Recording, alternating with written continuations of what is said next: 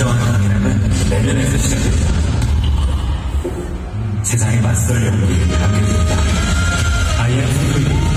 I am ready. I am welcome.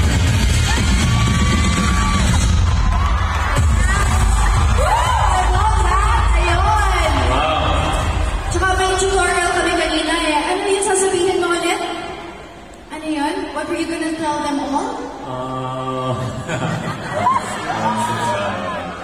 Mahal ko kayo. Mahal ko kayo.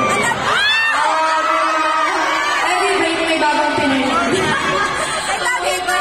Of course, mahal ka namin. 와, 너 발음이 되게 예쁘네요. Sobrang ganda yung pronunciation ng Tagalog.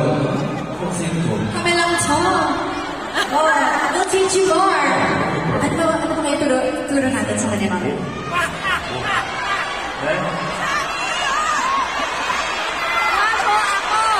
Mahal kita. Mahal Kita. Mahal kita. This is I love you.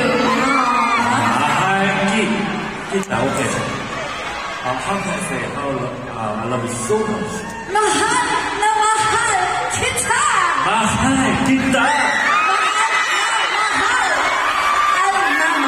Mahal Na.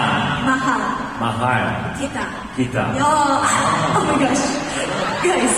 Mahal kita.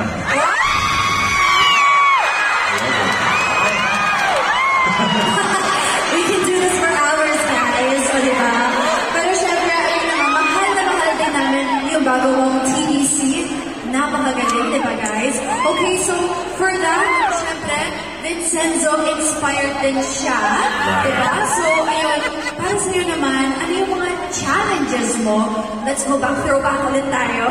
When you were shooting for Vincenzo, yung pinaka-challenging naman. I know it was a demanding role for you, di ba? Dahil ginawa namin, horseback riding, fire scenes.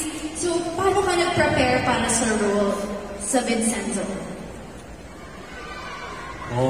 네. 근데 대본을 사랑하기 시작한 다음부터는 그렇게 뭐 그런 무서움은 많이 사라졌던 것 같고요. 근데 아까 앞에 계신 분께서 말씀해 주셨지만 그 배드보이 이미지가 있어서 제가 이거를